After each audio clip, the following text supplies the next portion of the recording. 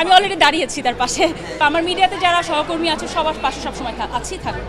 She is like my younger sister, such a talented person. আমি বলবো, আমি সবসময় আমি আগে আমার ইন্টারভিউতেও বলেছি, আমাদের এখানে যতগুলা নায়িকা আছে বা যারা অভিনেত্রী আছে তাদের মধ্যে আমার সবচেয়ে বেশি ট্যালেন্টেড লাগে নুসরাত ফারিয়াকে, not because of her acting, the way she communicates, the way she present herself always, not only here but also abroad. So ওখান থেকে ও বলেছে ডেফিনেটলি খুব ভালো তো লেগেছে।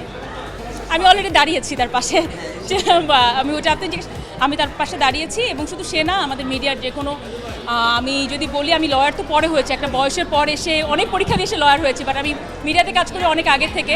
সো আমার মিডিয়াতে যারা সহকর্মী আছে সবার পাশে সবসময় আছি থাকবো। আমি কখনোই অভিনয় শিল্পী ছিলাম না, আমি 2-3টা কাজ করেছি, পরে দেখেছি this is not my cup of tea. যেই পরিমাণ ডেডিকেশন, যেই পরিমাণ সময় দেওয়া লাগে ওইটা আমি পারবো না, বিকজ যেহেতু আমি অন্যান্য অনেক কাজ করি, তো কখনোই ছিলাম না।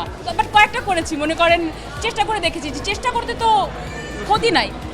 পরে দেখেছি যে না, this not my cup of tea, আমি অন্য জায়গায় করলে বেটার করবো, সো আমি অন্য জায়গায় কাজ করি। সারাক্ষণ মনে করেন যতখানি না আমি কোর্টের জন্য আমার প্রিপেয়ার করতে হয় নিজেকে, তার থেকে বেশি আমি ক্লায়েন্টের সাথে যখন কথা বলবো, বিকজ আমার জন্য হয়তো বা নর্মাল একটা বেইল ম্যাটার, বাট একটা মানুষের জন্য ওই বেইল ম্যাটারটা, সে যদি তার হাজব্যান্ড যদি ওখান থেকে বের হয়ে আসতে পারে, জেল থেকে বের হয়ে আসতে পারে, তার জন্য পুরো দুনিয়া ওপেন হয়ে যাচ্ছে।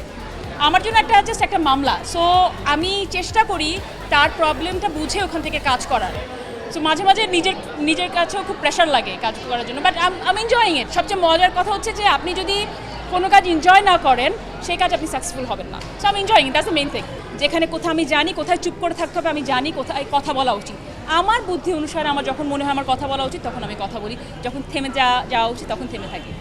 অন্যায়ের প্রতিবাদ করলে যে অন্যায় করছে সেরকম তো একটা ব্যাপার থাকেই, তাই না? আবার অন্যায়ের প্রতিবাদ করলেও মাঝে মাঝে আমাদেরও অনেক প্রবলেমের শিকার হতে হয়। ওই জায়গাগুলো থেকে আপনি কিভাবে স্মার্টলি ডিল করবেন, দ্যাটস লাইফ। আপনি যদি এই জায়গাটা ডিল করতে পারেন তাহলে আপনি সাকসেসফুল।